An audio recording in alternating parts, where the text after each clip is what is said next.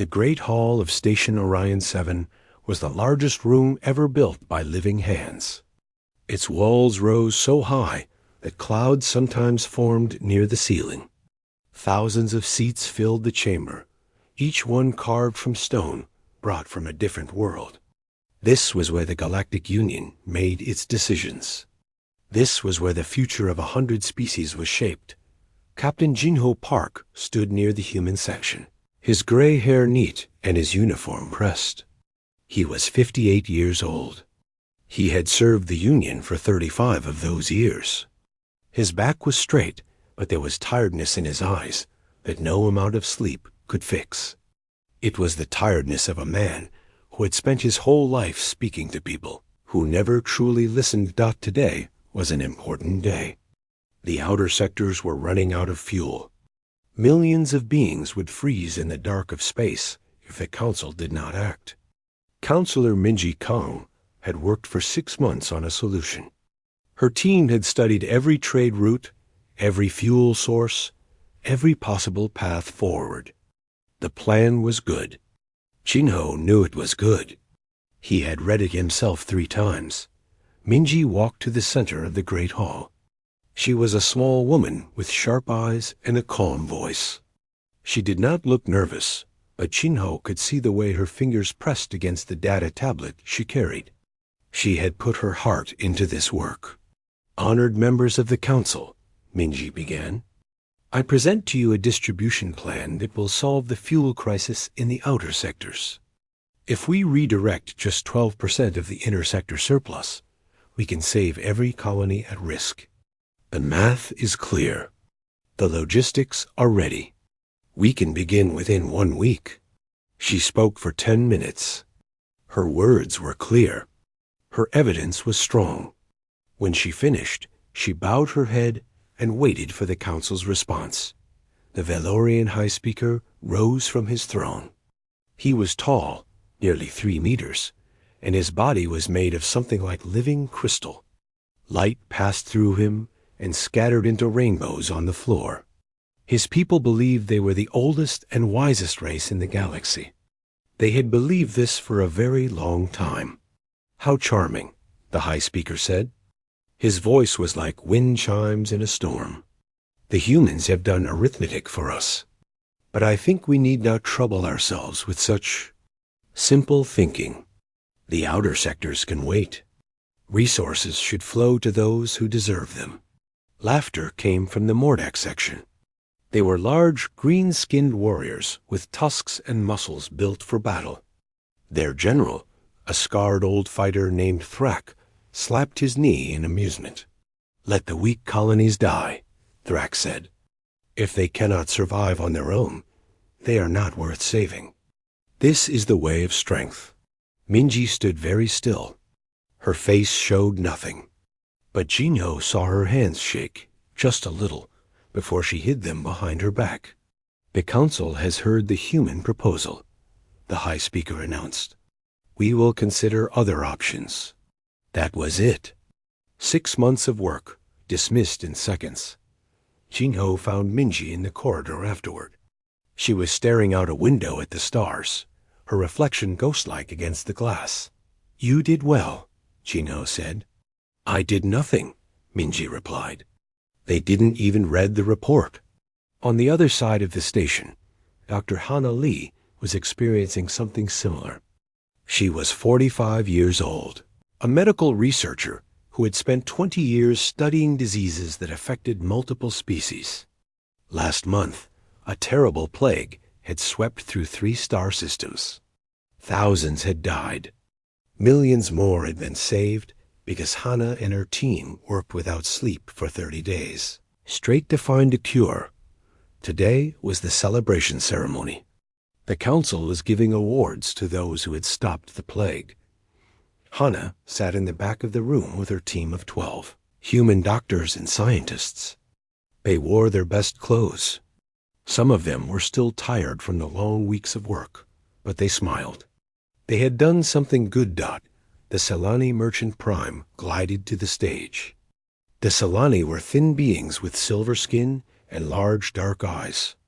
They could read thoughts, Or so they claimed. They considered human minds too quiet to be interesting. On behalf of the Solani Medical Collective, the Merchant Prime announced, I accept this award for stopping the plague. Our methods were swift. Our knowledge was vast. We are grateful for the assistance of our laboratory helpers. That was all. The humans were laboratory helpers. Nothing more. Hana's young assistant, a man named Siwu, clenched his fists under the table. This is wrong, he whispered. We did the work. All of it. The Solani provided funding, nothing else. I know, Hana said quietly. But what can we do? Argue? They will not believe us. They never do. That same evening, Admiral Taiho Yun returned from battle. His fleet had protected a major trade route from pirates for 3 months. Not a single merchant ship had been lost. It was a perfect record. General Thrak was waiting for him at the dock. I heard about your victory, Thrak said, showing his tusks in what might have been a smile. You sat behind your ships and let machines do the fighting. Where is the glory? Where is the blood? My mission was to protect the traitors, Taiheo replied calmly. They are all alive. I call that success. I call it cowardice. Thrak turned and walked away, still laughing. That night, the human leaders gathered in a small room far from the great hall. Jinho was there. Minji was there. Hana and Taiho sat side by side, their faces heavy with exhaustion. Young Siwu stood by the door, watching and listening. For a long time, no one spoke. They had all lived through days like this before. Hundreds of days. Thousands, perhaps. But something felt different tonight. Something had broken. I have given 35 years to this union, Gino said finally. I have smiled when they insulted us. I have worked when they gave us no credit. I told myself it was for the greater good. I told myself that patience would win them over. And has it? Minji asked. Her voice was soft but sharp. Gino closed his eyes. No, it has not. Siwu stepped forward. Then why do we stay? Why do we keep trying to earn respect from people who will never give it? The room fell silent. It was a question none of them had allowed themselves to ask out loud. To ask it was to admit that everything they had worked for might be worthless. Minji stood up. She walked to the window and looked out at the stars. Somewhere out there were human colonies. Human ships. Human children who were growing up believing that if they worked hard enough, if they were kind enough, if they gave enough, they would finally be seen. She thought about those children. She thought about the ones who would come after them. And she thought about the council laughing at her work. Perhaps, Minji said, and her voice was very quiet. It is time we stopped trying. No one disagreed. 6 months passed after that night in the small room. To the rest of the galaxy, nothing seemed different. Humans still worked in their stations. Human doctors still treated patients. Human engineers still fixed machines that no one else wanted to touch. The Great Union continued as it always had. But beneath the surface, everything had changed. Director Yunji Cho sat in a hidden room on Earth, looking at a map of the entire galaxy. She was 60 years old, with silver hair pulled back in a tight bun and eyes that had seen too much. On the map, thousands of small lights blinked. Each light was a human ship, a human station, a human colony. How long until we are ready? She asked. Engineer Doyen Beek checked his tablet. He was a thin man with oil-stained fingers, and a mind that could solve problems others would not even understand. 3 more months. The ships are almost complete. We have been building them in secret for 20 years, Director. They are ready for the journey. Yunji nodded slowly. 20 years. For 20 years, humans had been preparing for this moment without telling anyone.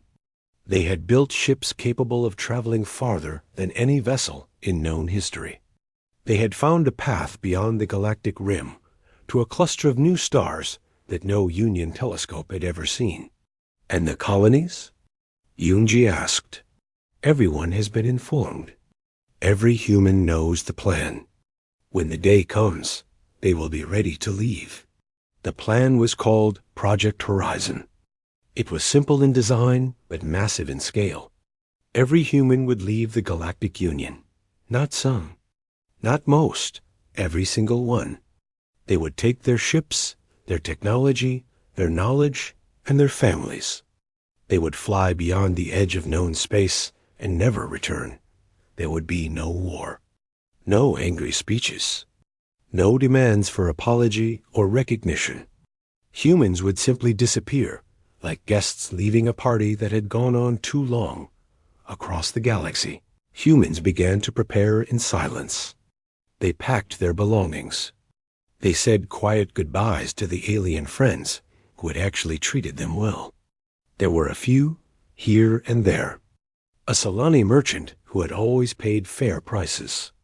A young Mordic soldier who had shared meals with human troops. These were rare, but they existed. Si Wu, now assigned to a transport ship, helped families load their possessions into cargo holds. He saw children clutching toys. He saw old people taking one last look at stations they had called home for decades. No one cried. No one screamed.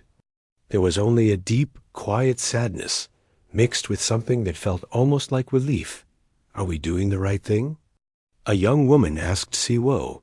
Her name was Su Yang, and she worked as a cook on one of the station cafeterias. Just leaving without saying anything? Si Wu thought about her question. He thought about the council laughing at Counselor Minji. He thought about Dr. Hana being called a laboratory helper. He thought about Admiral Tayo being mocked for protecting innocent lives. We have been saying things for 200 years, Si Wu replied. They never listened. Maybe silence will speak louder. Su Yang nodded, though her eyes were wet. She had a friend among the Solani, a young trader named Vess, who had always been kind to her. She had not told him she was leaving. She did not know how to explain that on Station Orion 7. The aliens began to notice small changes. Human shops closed without explanation. Human workers did not show up for their shifts. Human diplomats canceled meetings and returned calls with short, polite refusals. The Valorian High Speaker discussed this with his advisors. The humans are being dramatic again, he said, waving one crystalline hand. They are upset about something. Let them sulk. They will come back when they realize how much they need us. General Thrak laughed when he heard the news. Perhaps they are finally showing some spine. A little rebellion is healthy. It will make them stronger when they return. No one considered the possibility that the humans would not return. Captain Yuna. Shin stood on the bridge of the colony ship Morning Calm. It was the largest vessel humans had ever built, carrying 10,000 people in comfortable quarters. Behind her, 49 other ships waited in formation. This was the first convoy. More would follow.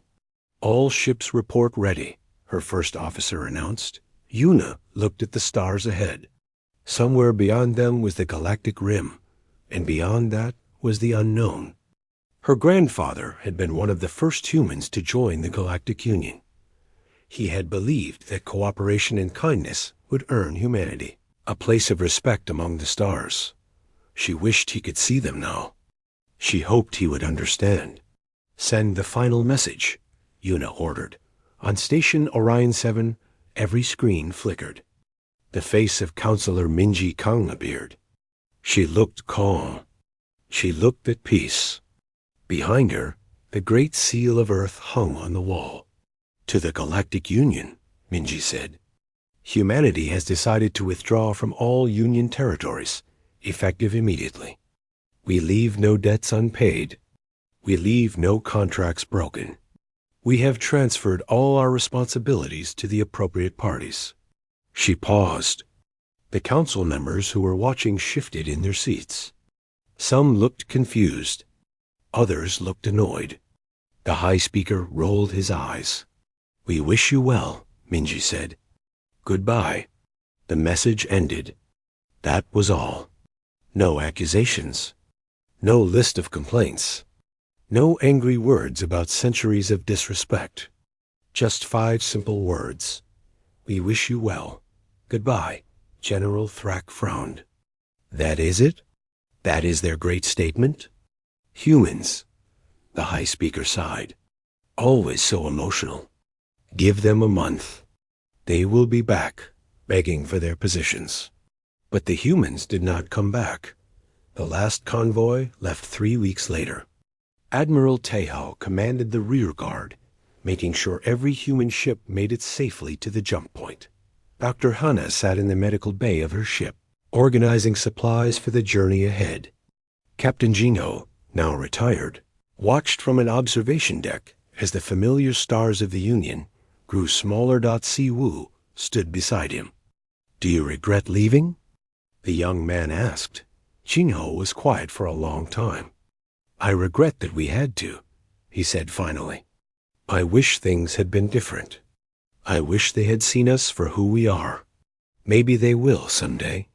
Perhaps. But we will not wait for that day. We will not beg for that day.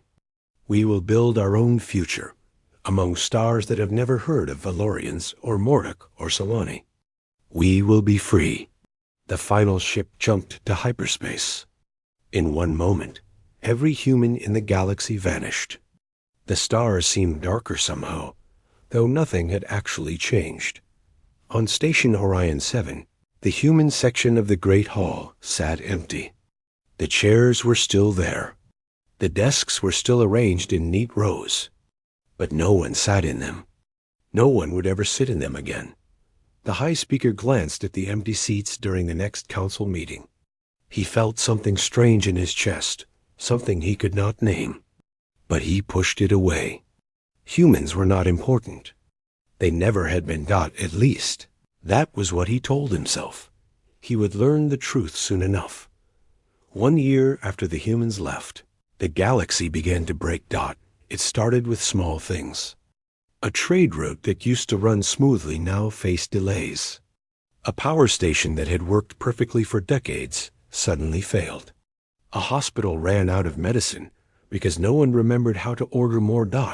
Then the small things became big things. High Speaker Valeris Ix stood in the great hall of Station Orion 7.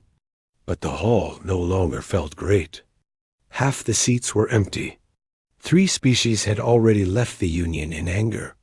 2 more were threatening war. "What do you mean the food shipments have stopped?" the High Speaker demanded. His advisor, a young Valorian named Orn, looked nervous. "The logistics network has collapsed, High Speaker. The humans used to manage it. They had systems, schedules, backup plans. We... We do not know how any of it works. Then figure it out. We are trying." But no one kept records. No one thought to learn. The humans just did everything quietly, and we let them. The High Speaker wanted to argue, but he could not. He remembered how he had dismissed human work as simple. He remembered laughing at their careful planning. Now that planning was gone, and nothing worked.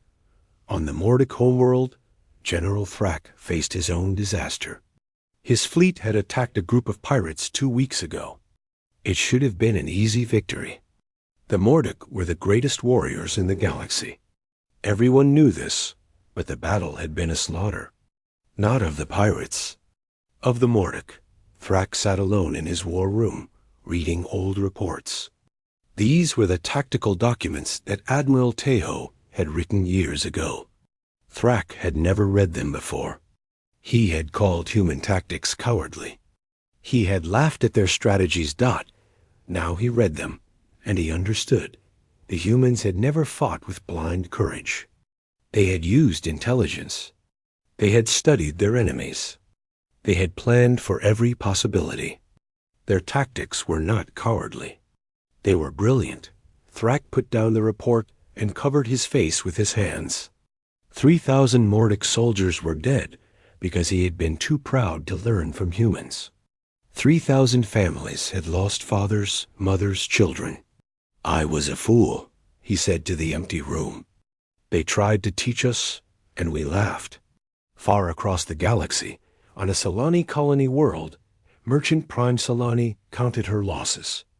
The great Solani trading empire was falling apart. Profits were down by 60%. Ships sat empty in ports because there was no one to organize the cargo. How is this possible? She demanded, "We are the greatest merchants in the galaxy. We built this economy." Her assistant brought her a list. It was a simple document showing who had actually run the economy for the past 200 years. Humans had managed 80% of all shipping logistics. Humans had designed the computer systems that tracked every transaction. Humans had worked in the warehouses, in the offices, in the repair bays. They had asked for little money. They had accepted jobs that Solani considered beneath them. And they had kept everything running. Now they were gone, and the Solani did not know how to do any of it themselves.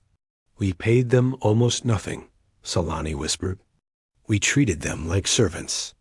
And they were carrying us the entire time." The worst disaster came 3 months later. A plague broke out on a Valorian colony called Crystal Falls. It spread quickly, killing thousands within weeks. The Valorians called for help. They waited for the medical teams to arrive with cures. No one came. Dr. Hanalei and her human team were gone. They had taken their knowledge with them. The Solani Medical Collective, who had claimed credit for curing the last plague, could not replicate the work. They did not know how. They had never actually done the research. The humans had done everything. On Crystal Falls, the death count rose to 10,000, then 50,000, then more. Scholar Oren, the young Valorian advisor, locked himself in the archives and began to research. He wanted to understand what had happened. He wanted to know the truth about humans. What he found made him sick. Humans had invented 30% of the technology the Union used every day. Humans had solved the food crisis of 2650. Humans had stopped 3 wars through careful diplomacy. Humans had discovered the cure for the Mordac bone plague. Humans had designed the life support systems that kept Station Orion 7 alive.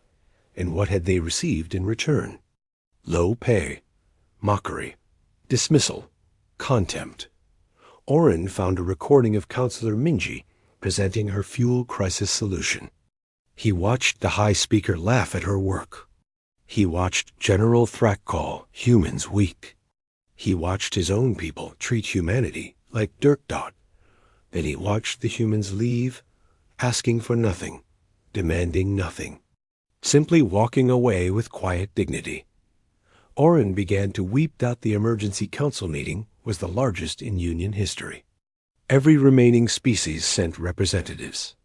The great hall was full, but it felt hollow. The human seats still sat empty. "We must find them," High Speaker Velarus Ix declared. "We must bring them back. The Union cannot survive without them." "And what will we offer them?" General Thrak asked. His voice was different now, quieter, humbler. "More insults? More mockery? Why would they ever return to us? We will apologize. We will give them positions of honor. We will pay them what they deserve." "You think apologies will be enough?" Thrak shook his head. They did not leave because they wanted more money. They did not leave because they wanted fancy titles. They left because we broke their hearts, every day, for 200 years. They left because we made them feel worthless. Merchant Prime Solani spoke up. "Then what do we do?" Thrak stood. He was old now, scarred from 100 battles, but his eyes were clear. "We find them. We do not demand that they return. We do not order them. We go to them, and we tell them the truth. We tell them that we were fools. We tell them that we are sorry. And if they choose to forgive us, We spend the rest of our lives earning that forgiveness." The council was silent. No one had ever heard a Mordic speak like this. "I will lead the mission," Thrak said. "I have much to answer for. Let me try to make it right." Scholar Orin stepped forward. "I will go with you. Someone must record this. Someone must make sure the galaxy never forgets what we did." A young Solani named Vess raised his hand. He was thin and nervous, and he spoke softly. "I will come too. I had a human friend once. Her name was Su Yang. She was kind to me when no one else was. I want to find her. I want to tell her I am sorry. I never said goodbye." 3 beings. A warrior, a scholar, and a merchant. They would search the entire galaxy for a people who had vanished like morning mist. They did not know if they would succeed, but they had to try. The search ship was called the Atonement. General Thrak had named it himself. It was not a warship, though Thrak had commanded warships his entire life. It was a simple vessel, built for long journeys and quiet travel. 3 years had passed since the humans left. The Galactic Union was dying. 5 major wars had broken out between species that used to be allies. The economy had collapsed. Billions of beings had died from plagues, famines, and violence that humans would have prevented. But Thrak did not think about the Union anymore. He thought only about the mission. "The trail leads toward the galactic rim," Scholar Orin reported, studying his maps. "The humans traveled farther than any Union ship has ever gone. They planned this for a very long time." Vess sat by the window, watching the stars pass. He still thought about Su Yang every day. He remembered her smile, her laugh, the way she taught him to make human food. She had been the only person who ever treated him like a friend instead of a customer. "Will we find them?" Vess asked quietly. "I do not know," Thrak admitted, "but we will not stop until we have answers." The first abandoned human station appeared on their sensors after 2 weeks of travel. It floated in the darkness between stars, completely empty. Thrak ordered the ship to dock. The station was clean. Everything was in order. The humans had not left in panic or anger. They had left carefully, taking what they needed and leaving what they could not carry. Orin found something in the main control room. It was a manual written in simple language, explaining how every system on the station worked. There were diagrams. There were step-by-step instructions. There were notes about common problems and how to fix them. "They left this for us," Orin said, his voice shaking. "They knew we would come. They knew we would not know how to maintain their technology, so they left instructions." Thrak picked up the manual and held it like it was something precious. "Even when they left, they tried to help us. Even after everything we did to them." Vess found something too. It was a small note, handwritten, left on a kitchen counter. It said, "The water recycler makes a strange noise sometimes. Just tap the left side gently. It will stop. Good luck." Such a small thing. Such a human thing. Vess held the note and felt tears running down his face. They visited 12 more abandoned stations over the next months. Each one was the same, clean, organized, full of helpful manuals and kind notes. At one station, an engineer had written, "We fixed the reactor coupling. It should last another 50 years. Take care of yourselves." At another, a doctor had left medical supplies with labels explaining what each medicine was for. At a third, a teacher had left books for children with a note saying, "Knowledge belongs to everyone. Please share these." Thrak had fought in 100 battles. He had watched friends die. He had killed enemies without mercy. He thought he understood strength. Now, he understood that he had never known what true strength was. True strength was being hurt for 200 years and still leaving helpful notes for the people who hurt you. True strength was walking away without hatred.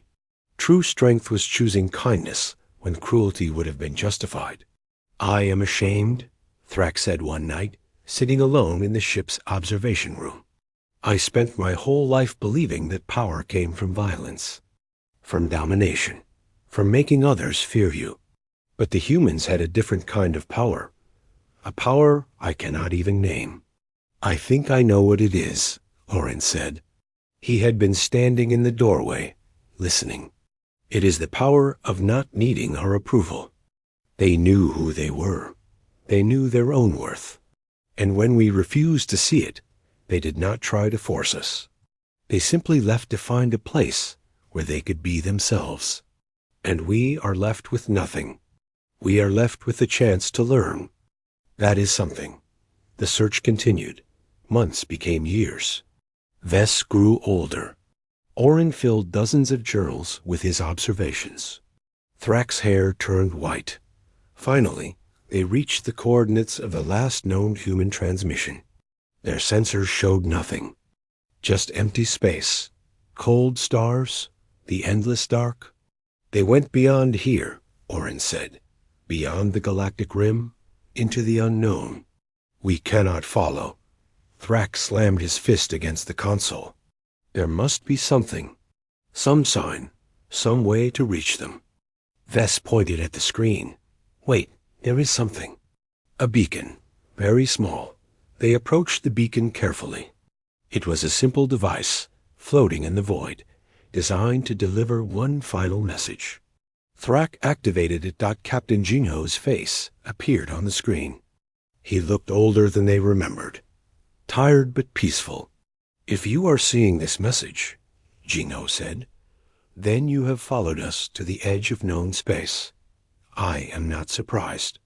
I always believed that someday someone would come looking." Thrax leaned forward, his heart pounding. "We did not leave because we hated you," Jinho continued. "Hate takes energy. It takes attention. It means you still care what the other person thinks. We were tired of caring. We were tired of hoping. We were tired of giving pieces of ourselves to people who threw those pieces away." The recording flickered. Jinho smiled, a sad and gentle smile. "We left because we finally loved ourselves enough to stop waiting to be loved by you. We left because our children deserved a future where they would not be laughed at for their kindness. We left because sometimes the bravest thing you can do is walk away from a fight you cannot win." Vess was crying openly now. Orin held his journal against his chest. Even Thrax's eyes were wet. "I hope you find whatever you're looking for," Jinho said. "I hope you become the people we always believed you could be. Maybe, in another 1,000 years, we will meet again. Maybe things will be different. Maybe you will finally see us." The old captain paused. "But if we never meet again, I want you to know this. We forgive you. Not because you deserve it. Not because you earned it. We forgive you because carrying anger is too heavy, and we have a long journey ahead. We forgive you because that is who we choose to be." The message ended. The beacon went dark. Thrax sat in silence for a very long time. Then he stood, slowly, and faced his companions. "We cannot follow them," he said, "but we can honor them. We can return to the Union and tell everyone what we have learned. We can make sure that no one ever forgets what humanity was, what we lost, what we did." Orin nodded. "I will write their story. The true story, not the lies we told ourselves." Vess wiped his eyes. "And I will remember Suyao. I will remember her kindness. I will try to be more like her, every day, for the rest of my life." The Atonement turned around and began the long journey home. Behind them, beyond the galactic rim, a new civilization was growing. But that is a story for another time. 10 years after the humans left, the galaxy was a very different place. The Galactic Union no longer existed. Its great hall on Station Orion 7 sat empty and cold. The lights had failed years ago. The life support system still worked, barely, because someone had followed the instructions the humans left behind. But no one came to hold meetings anymore. There was no one left to unite. The Valorians had retreated to their home systems. Their crystal city still shone in the starlight, but the shine was dimmer now. High Speaker Valorous Ix had died 3 years ago, still waiting for the humans to return. His last words were, "Tell them I am sorry." The Mordic fought endless civil wars against each other. Without external enemies, they had turned on themselves.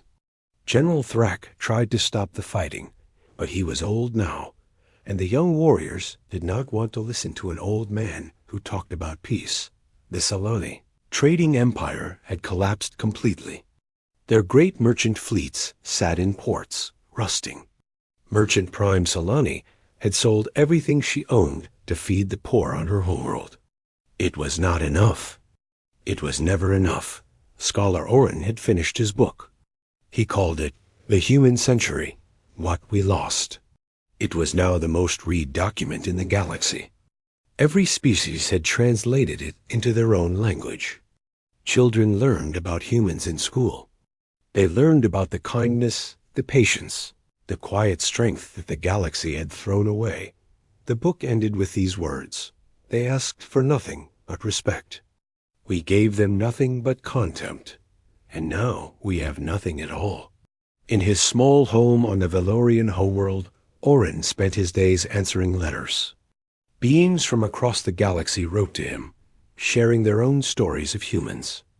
A Mordic soldier remembered a human medic who saved his life and never asked for thanks.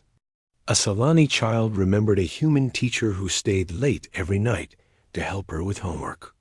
A Valorian artist remembered a human who bought his first painting when no one else would dot so many stories. So many memories. All of them precious now. All of them too late. General Thrak had built a training hall for young Mordic warriors. On the wall hung a portrait of Admiral Taiho Yoon. The young warriors did not know who he was at first. Thrak told them. This was the greatest tactician I ever knew, Thrak said. I called him a coward because he did not seek glory. I laughed at his strategies because they did not involve blood. I was a fool. He understood something I never did. The greatest victory is the battle you prevent.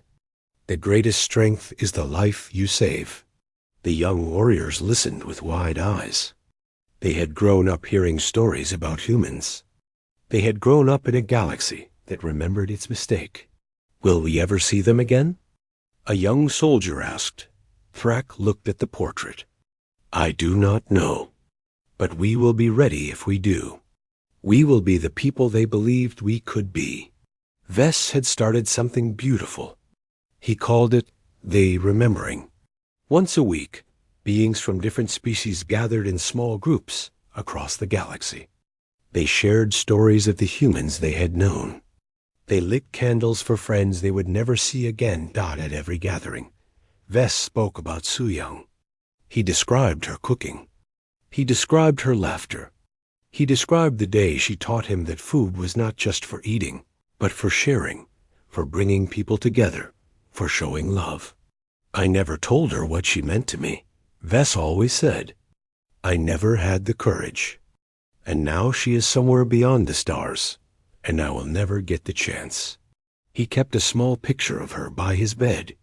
Sometimes he talked to it at night, pretending she could hear. I am trying to be better, he would whisper. I hope you would be proud. Far across the empty void, beyond the galactic rim, humanity had found its new home. They called it New Dawn, 12 beautiful worlds circling 12 gentle suns. The air was clean. The water was fresh. The soil was rich. It was everything they had ever dreamed of.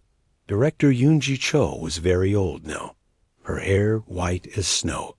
She sat in a garden on the first colony world, watching children play. These children had never known the Galactic Union. They had never been laughed at for being kind. They had never been told they were worthless. Grandmother Yoonji, a little girl asked, is it true we used to live with aliens? Yoonji smiled. Yes, my dear. A long time ago, Why did we leave? Yunji thought about the question carefully. Because sometimes, when people do not treat you well, the best thing you can do is find a place where you can be happy. We found that place. This is our home now. The little girl nodded, satisfied, and ran off to play with her friends. Dr. Hannah Lee ran a medical academy now. She taught young doctors the same skills she had used to save millions of lives in the old galaxy. Admiral Taiho Yun had retired to a small house by a lake. He spent his days writing poetry about the stars. Captain Jinho Park had passed away 5 years ago, peacefully, surrounded by generations of family. His last words were, "We made it. We are free."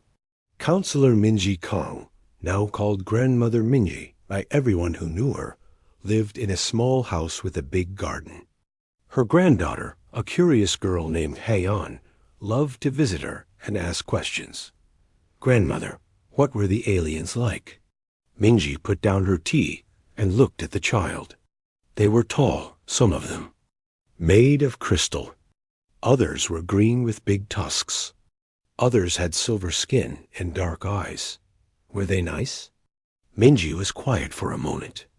Some of them were, but many of them did not understand us. They did not see how much we gave. They did not value our kindness. That sounds sad. It was. For a long time, it was very sad. But then we learned something important. What? Minji pulled her granddaughter close. We learned that the only ones who can truly see our worth are ourselves. We do not need others to tell us we are valuable. We know it. We feel it. And that is enough. Haiyan hugged her grandmother tightly. Siwu stood on an observation deck on the largest station in New Dawn. He was middle-aged now, with gray in his hair and lines on his face. He had helped build this civilization from nothing. He had watched humanity grow and thrive in a place where no one mocked them, no one dismissed them, no one made them feel small. He looked toward the distant galaxy they had left behind. He could not see it, of course. It was too far away. But he knew it was there, somewhere in the darkness. He felt no anger, no desire for revenge, no need to return and prove anything. He felt only peace. In that distant galaxy, a Valorian telescope detected something strange. A light far beyond the rim. It pulsed with energy, with life, with civilization. The astronomers knew what it was. They knew it was the humans, thriving in their new home. They could never reach it. The distance was too great. The technology was too far beyond them. They could only watch the light shine. Scholar Oren added one final line to his book. It became the most quoted sentence in galactic history. They did not conquer us. They did not punish us. They simply stopped carrying us. And we fell. The stars continued to burn. The galaxy continued to turn. And somewhere, beyond the edge of everything known, humanity danced under new suns. They were finally home.